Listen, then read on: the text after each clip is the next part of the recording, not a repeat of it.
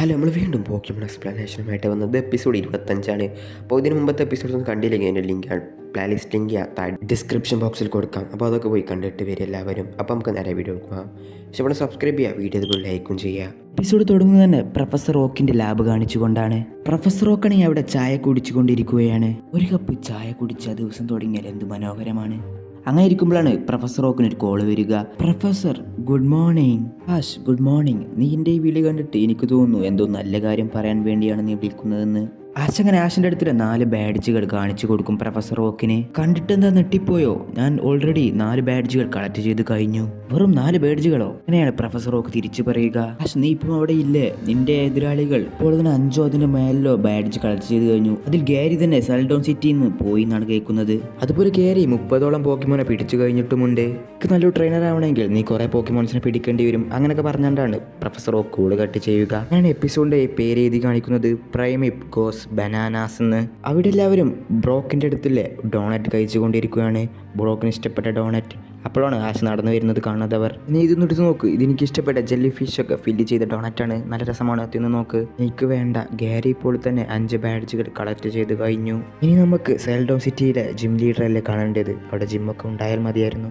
ഈ കാണുന്ന നേരെ വഴിയിലൂടെ ഒരു ദിവസം മൊത്തം നമുക്ക് നടക്കേണ്ടി വരും സെൽഡോൺ സിറ്റിയിലേക്ക്. അങ്ങനെ മിസ്റ്റിയും ബ്രോക്കും കുറച്ച് മോട്ടിവേഷനൊക്കെ കൊടുക്കും ആശിനെ. പിടിക്കണം, കുറേ പോക്കിമോനെ പിടിക്കണം. അങ്ങനെ പറഞ്ഞുകൊണ്ടിരിക്കുമ്പോഴായിരിക്കും ആശ് ഒരു പോക്കിമോനെ കാണുക. പ്ലസ് പോക്കറ്റ് ടെക്സ് എടുത്ത് നോക്കും. പോക്കറ്റ് ടെക്സ് പറഞ്ഞു ഇതാണ് മങ്കി ടൈപ്പ് ഫൈറ്റിംഗ് ടൈപ്പ് പോക്കിമോനാണ്. കൂടുതലും യൂസ് ചെയ്യല് തന്റെ കൈകൾ തന്നെയാണ്. ഇതിന്റെ പഞ്ചിന് നല്ല പവർ ഉണ്ട് എന്നൊക്കെ പറയും പോക്കറ്റ് ടെക്സ്. ബ്രോക്കാണെങ്കിൽ അപ്പോൾ ബ്രോക്കിന്റെ കയ്യിൽ ഒരു ഡോണറ്റ് എടുത്ത് കൊടുക്കും. ഇതിന് മാഗി ആണെങ്കിൽ ആ ഡോണറ്റ് എടുത്ത് തിന്നാൻ തുടങ്ങും. തോന്നുന്നു അതിനത് ഇഷ്ടമായി എന്ന്. ആ ഡോണറ്റ് എന്റെ സ്വന്തം റെസിപ്പിയാണ്. ഫൈറ്റിംഗ് പോക്കിമോൻ എന്നെ ഒരുപാട് സഹായിക്കാൻ കഴിയും ബാറ്റിലിൽ. നിക്ക് ഇപ്പൊ പോക്കിബോൾ എറിയല്ലേ? ആണെങ്കിൽ പോക്കിബോൾ എടുത്ത് എറിയും. അപ്പോൾ മാഗി ആണെങ്കിൽ മാഗിന്റെ കയ്യിൽ ഡോണറ്റും എടുത്ത് എറിയും. ആശ അങ്ങനെ ചെയ്തത് കൊണ്ട് തന്നെ മാഗിക്ക് ഒരുപാട് ദേഷ്യം കയറിയിട്ടുണ്ടാകും. അതിന് നല്ല ദേഷ്യമുണ്ടെന്ന് തോന്നുന്നു. മാഗി എന്ന ഈ പോക്കിമോന് ദേഷ്യം കയറിയാൽ അതിന്റെ ട്രാഷിനെയും അതിനെയും പിടിച്ചു നിർത്തുക എന്ന് പറഞ്ഞാൽ ഇമ്പോസിബിൾ ആണ്.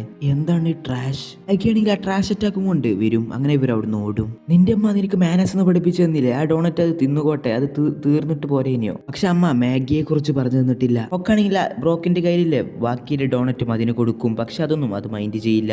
ഇതിന് വേണ്ടിയിരുന്നത് ആശിനെയായിരുന്നു. അങ്ങനെ ആശിനെ കിട്ടും. ആശിനെ പഞ്ഞിക്കിടും. ആശിനെ അടിച്ചിട്ട് ആശിന്റെ തൊപ്പിയും കൊണ്ട് അത് മരത്തിന്റെ മുകളിൽ കയറി നിൽക്കും. എന്നാൽ ഇതൊക്കെ ടീം റോക്കറ്റ് കണ്ടുകൊണ്ടിരിക്കുകയാണ്. പെർഫെക്റ്റ്. ഇപ്പോഴാണ് പീക്കാച്ചുനെ പിടിക്കാൻ പറ്റിയ നല്ല സമയം. അവൾ കുടുങ്ങി നിൽക്കുകയാണ്. ഈ സമയം ഒരു സർപ്രൈസ് ഒരു അറ്റാക്ക് നടത്തിയാൽ നമുക്ക് പീക്കാച്ചുയെ കിട്ടും. ആശ്, നിനക്ക് കുഴപ്പമൊന്നുമില്ലല്ലോ?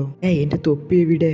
ജടക്കള്ള, എന്റെ തൊപ്പി തിരിച്ചതാടാ. ആണെങ്കിൽ ആശിനെ കളിയാക്കും. ഇനി അത് കിട്ടലുണ്ടാവില്ല, നീ വേറെ തൊപ്പി നോക്കിക്കോ. തൊപ്പി അങ്ങനെ മാറ്റാനൊന്നും പറ്റില്ല, അതിന്റെ എല്ലാമാണ് ആ തൊപ്പി എന്ന് പറയും ആശ്. ആശ്, നിക്കവിടെ, നീ വീണ്ടും അതിനോട് തോക്കും. വെറുതെ പോകണ്ട. ഇതൊരു സാധാരണ തൊപ്പിയല്ലേ, അത് പോട്ടെ. അതങ്ങനെ വിടാൻ പറ്റൂല, ആ തൊപ്പി തന്നെ എനിക്ക് വേണം. പക്ഷെ അങ്ങനെ ആ തൊപ്പിയെ കുറിച്ചുള്ള കാര്യങ്ങളൊക്കെ പറയും. വെറും തൊപ്പിയല്ല, ഇത് പോക്കിമോൻ ലീഗ് എക്സ്പോ തൊപ്പിയാണ്. ഇത് എനിക്ക് കിട്ടിയത് തന്നെ ഒരുപാട് കഷ്ടപ്പെട്ടിട്ടാണ്. ഇങ്ങനെ കിട്ടുക വെച്ചാൽ പോക്കിമോൻ ഫാൻസിന് വേണ്ടി ഒരു കോണ്ടെക്സ്റ്റ് ആയിരുന്നു.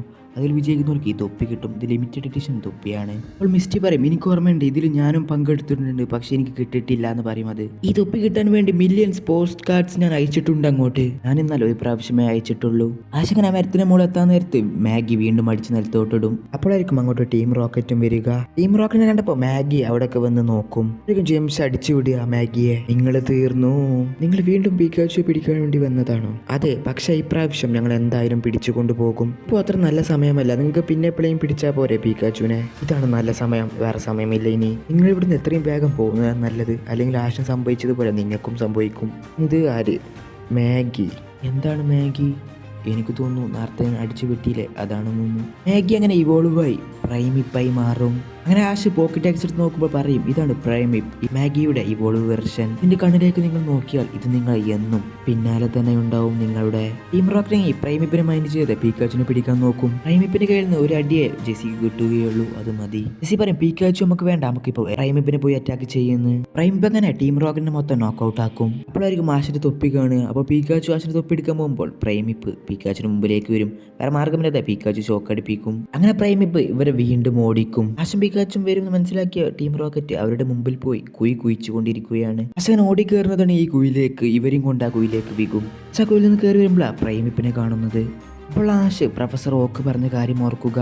നിനക്ക് നല്ലൊരു ട്രെയിനർ ആവണമെങ്കിൽ നീ കുറെ പോക്കിമോനെ പിടിക്കേണ്ടി വരും. അങ്ങനെ ആശ് ജെർമാൻഡറിനെ യൂസ് ചെയ്ത് പ്രൈമിപ്പിനെ ഡിഫീറ്റ് ചെയ്യും.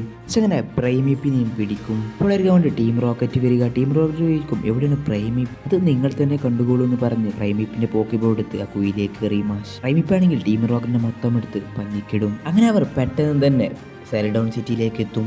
പ്രൈമിപ്പ് നമ്മളെ ഓടിച്ചത് കൊണ്ട് തന്നെ നമ്മൾ പെട്ടെന്ന് തന്നെ ഇവിടെ എത്തിയില്ലേ. ആഷ് അങ്ങനെ പ്രൈമിപ്പിന്ന് പുതിയ പോക്കിമോനെ പിടിച്ചു കഴിഞ്ഞു. ആഷിന്റെ പോക്കിമോൻ ലീഗിലെ പുതിയൊരു സ്റ്റെപ്പ് കൂടി. ഇങ്ങനെയൊക്കെ പറഞ്ഞാണ് എപ്പിസോഡ് 25 അവസാനിക്കുന്നത്. ഇതിൽ തെറ്റുകൾ ക്ഷമിക്കുക.